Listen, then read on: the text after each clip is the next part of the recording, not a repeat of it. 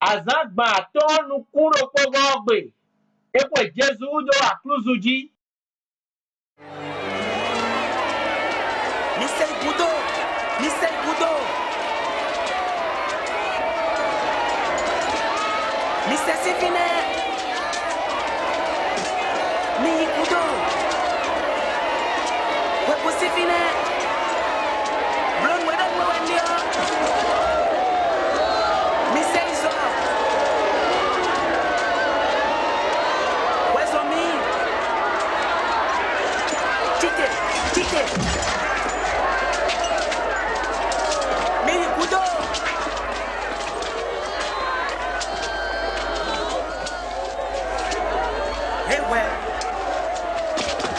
Noi Simon, silento. Wafile. Este care.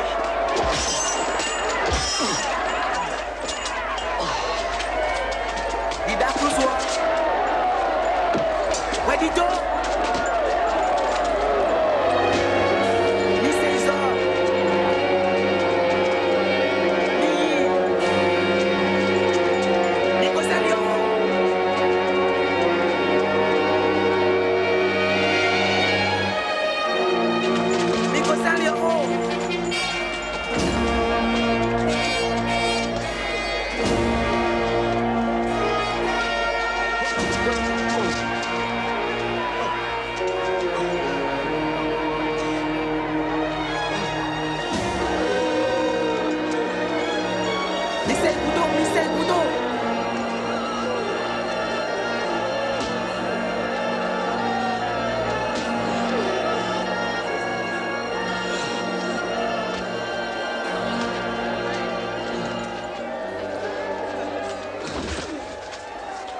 Aviano wewe akuno yisimbo nunu misia akuno nusisia Jerusalem yono emi ni ma ya vinu nyewo lo mi ya vinu mi de wo ya vinu vi mi tonle donu era ti musinu wa gbomo e o ne ati kuku ton kana wa yin ma onego alonu esia mina odanuwe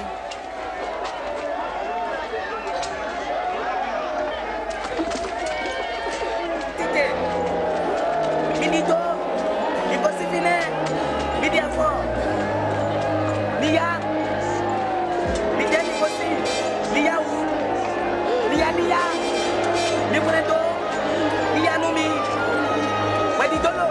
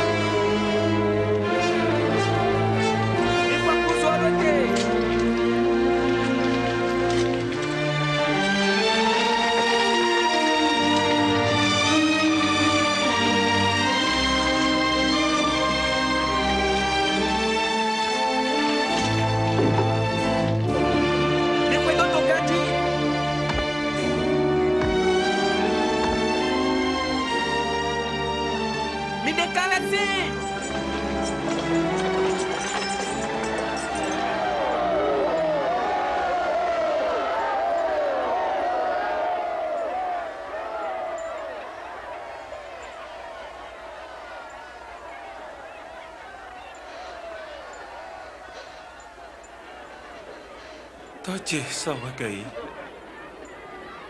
都嘢斷咗話嚟啲啊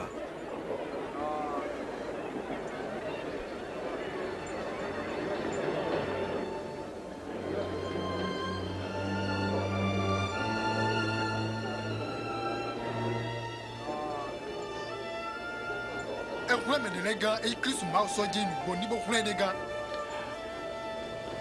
Wi ai Messi ahu. Kwule wi dega o je te sa kruzoji. Treno no mi.